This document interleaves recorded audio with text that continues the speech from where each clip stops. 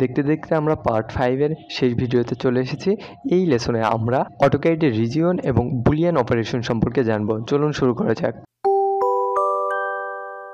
ইতোমধ্যেই আমরা AutoCAD এর নানান ধরনের জিওমেট্রি ড্র করা শিখেছি, যেমন ধরেন line, polyline, circle, arc etcetera. কিন্তু এর বাইরেও আরেক ধরনের জিওমেট্রি আছে যেটাকে বলে রিজিয়ন। সো রিজিয়নের কাজই আজকে আমরা শিখব। তো এই জন্য চলুন আমরা প্রথমে একটা সার্কেল কমান্ড নেই। সো এই একটা সার্কেল আমি ড্র করলাম, সাথে আমি একটা রেক্ট্যাঙ্গেল কমান্ড নেই। এই পয়েন্ট থেকে আমি শুরু করে এইরকমভাবে ধরেন যে আমি একটা রেক্ট্যাঙ্গেল ড্র করলাম। এছাড়া আমি একটা লাইন কমান্ড নিয়ে চলুন যে একটা কি ড্র করা যায়, একটা ত্রিভুজ ড্র করলাম। ওকে, এন্টার করি। আচ্ছা, এইটুক বেশি হয়েছে, সো ট্রিম করে দিই আমি এইটুক। আচ্ছা, ট্রিম করে দিলাম। সো চাইলেই কিন্তু আমরা এই অবজেক্টগুলোর গ্রিপটাকে ধরে বড় অথবা ছোট করতে পারি, ঠিক আছে। একইভাবে এই অবজেক্টটাকেও কিন্তু আমরা চাইলে বড় ছোট করতে পারবো এই গ্রিপগুলো ধরে।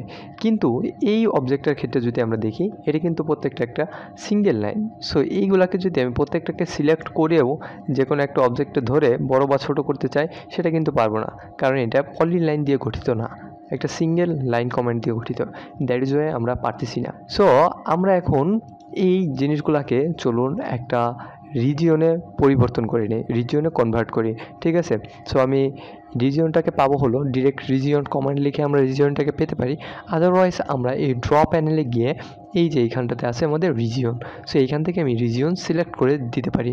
সো আমি এখান থেকে রিজিয়ন সিলেক্ট করলাম এবং আমার যে কোনো একটা অবজেক্ট সিলেক্ট করতে বলছে। সো অবজেক্টটা সিলেক্ট করে আমি এন্টার করে দিই। আচ্ছা, এখন যদি এই অবজেক্টের উপর আমি সিলেক্ট করি, তাহলে দেখতে পাবো যে এটা একটা রিজিয়ন, অর্থাৎ এইখান দিয়ে যে গ্রিপগুলো ছিল সেইগুলো কিন্তু আর এখন নেই।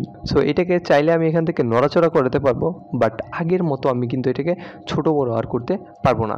সো একইভাবে আমরা আবার রিজিয়ন কমান্ডটাকে নেই এবং পুরো রেক্ট্যাঙ্গেলটাকে আমি রিজিয়নে কনভার্ট করে ফেলি, এন্টার করে দিই। আচ্ছা, একই সাথে কিন্তু আমার এই রেক্ট্যাঙ্গেলটাও কনভার্ট হয়ে গেছে। এখন কিন্তু আমরা চাইলে এই যে এটাকে মুভ করাতে পারি, কিন্তু আমরা কিন্তু এটাকে ছোট বড় করতে পারি না। সো আমি এইটাকে রিজিয়নে কনভার্ট করতে যাচ্ছি। সেটাকে আমি সিলেক্ট করলাম, ড্র প্যানেলে গিয়ে রিজিয়ন দিলাম এবং আমি এই পুরো অবজেক্টটাকে সিলেক্ট করে এন্টার করে দিলাম। তাহলে কিন্তু এই অবজেক্টটা চেঞ্জ হয়ে গেছে। এখন কিন্তু চাইলেই আমরা এইরকম করে এটাকে পরিবর্তন করতে পারতেছি না, ঠিক আছে। আমরা চাইলে শুধুমাত্র এটাকে মুভ করাতে পারছি, কারণ এটা একটা রিজিড বডিতে পরিণত হয়ে গেছে। এখন একটা গুরুত্বপূর্ণ কথা বলে দিই, সেটা হলো কোনো একটা অবজেক্টকে রিজিয়নে কনভার্ট করার জন্য অবশ্যই সেই অবজেক্টটা ক্লোজড হতে হবে, অর্থাৎ দুইটা সিঙ্গেল লাইনকে কিন্তু আমরা কখনোই রিজিয়নে কনভার্ট করতে পারবো না। এইরকম বদ্ধ যেসব অবজেক্ট আছে, যেসব এরিয়া আছে, সেই সব জিনিসকে আমরা রিজিয়নে কনভার্ট করতে পারবো। অর্থাৎ একটা নির্দিষ্ট এরিয়া থাকতে হবে যে অবজেক্টটাকে আমরা রিজিয়নে কনভার্ট করতে হয়, কারণ যখনই একটা এরিয়া থাকবে তখনই সেটা একটা ক্লোজ কিছু। কারণ ওপেন কোনো অবজেক্টের, অর্থাৎ একটা লাইনের কিন্তু কোনো এরিয়া থাকে না, ঠিক আছে। যখন ওই লাইনটা দিয়ে কোনো একটা শেপ গঠন করা হয়, সেই শেপটার কিন্তু, অর্থাৎ সেই 2D শেপটার কিন্তু একটা এরিয়া অবশ্যই থাকে। সো আমাদের এই রিজিয়নটার দরকার হচ্ছে না, এটা আমরা ডিলিট করি এবং এই রিজিয়ন দুইটাকে আমি সিলেক্ট করে কপি করব। আমি হলো 3 বার কপি করে দেবো এই দুটাকে, ঠিক আছে। 2 বার 3 বার আমি কপি করে দিলাম, এন্টার করি, ঠিক আছে। এখন এই রিজিয়নগুলা আমাদের কাজে লাগে হলো যখন আমরা বুলিয়ান অপারেশনের কাজ করি, ঠিক আছে। সো এখন হলো আমরা বুলিয়ান অপারেশনের কাজ দেখব যে কিভাবে বুলিয়ান অপারেশনটা কাজ করতে হয়। সো বুলিয়ান অপারেশনে আমরা জানি যে বুলিয়ান কিন্তু 3টে অপারেশন আছে, ইউনিয়ন, সাবস্ট্রাক্ট আর হলো ইন্টারসেক্ট। সো প্রথম আমরা ইউনিয়নের কাজটা দেখব। সো এই জন্য আমরা কমান্ড ইকুইভ্যালেন্ট লিখে দেব ইউনিয়ন এবং এন্টার করে দেব। তারপর কি বলছে, সিলেক্ট অ্যান অবজেক্ট, যে দুটার মধ্যে আমি ইউনিয়ন করতে চাই। 2 অবজেক্ট পাওয়া গেছে। যদি আরও একাধিক অবজেক্টের মধ্যে আমি ইউনিয়ন করতে চাইতাম তাহলে সেটাও আমরা করতে পারতাম। সো আমাদের এখানে 2টা আছে, সো আমি 2টা সিলেক্ট করে এন্টার করে দিচ্ছি। তাহলে লক্ষ্য করব আমাদের কিন্তু পুরো অবজেক্টটা একটা রিজিয়নে পরিবর্তন হয়ে। সো তাহলে আমরা লক্ষ্য করব যে আমাদের 2টা অবজেক্ট কিন্তু যে কমন অংশটা, সেই অংশটা কেটে গেছে এবং পুরাটা একটা ইউনিয়ন হয়ে গেছে, ঠিক আছে। সো এটাকে কিন্তু আমরা ডিরেক্ট নড়াচড়া করাইতে পারবো, বাট এডিট কিন্তু করতে পারবো না, ঠিক আছে।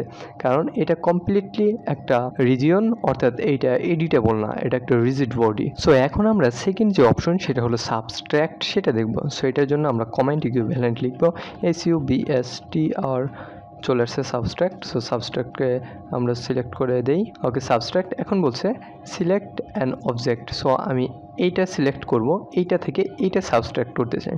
সো এটার উপর দিয়ে আমরা এন্টার করে দিই, দেন আবার এটাকে সাবস্ট্রাক্ট করতে চাই, এবার এটা সিলেক্ট করে আমি এন্টার করে দিব। তাহলে দেখতে পাচ্ছি যে আমার কিন্তু এই নিচের অংশটা সাবস্ট্রাক্ট হয়ে গেছে। সো আমরা আবার ব্যাক করি এবং এই অবজেক্ট কমান্ডটাকে আমরা আবার নেই। সো সাবস্ট্রাক্ট এন্টার করলাম, এবার হলো আমরা এই অবজেক্টটা থেকে এইটা সাবস্ট্রাক্ট করতে চাই। সো প্রথম আগে রেক্ট্যাঙ্গেলটা সিলেক্ট করলাম, এন্টার করি, দেন এটা সিলেক্ট করে এন্টার করি।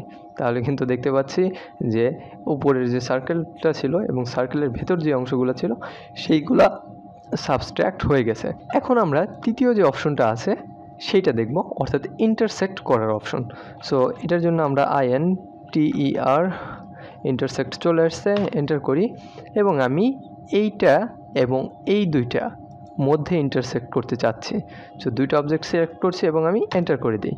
তাহলেই দেখতে পাবো যে আমার যেই অংশটুকু কমন ছিল দুইটা জিওমেট্রির মধ্যে সেই অংশটুকুই রয়েছে, বাকিটুকু কিন্তু কেটে গেছে।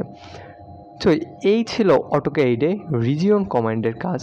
ঠিক আছে, এইভাবে আমরা রিজিয়ন কমান্ড ব্যবহার করে খুব সহজে আমাদের ড্রয়িংয়ের বিভিন্ন কাজ করতে পারি এবং এইটা আমাদের কাজের স্পিডকে অনেক বেশি বাড়িয়ে দেবে। সো পার্ট 5 আমাদের এখানেই শেষ। আশা করি বুঝতে আপনাদের কোনো অসুবিধা হয়নি। ক্যাড বিল্ডার চ্যানেলটিকে অবশ্যই সাবস্ক্রাইব করুন এবং সাথে থাকার জন্য আপনাদের সবাইকে অনেক অনেক ধন্যবাদ।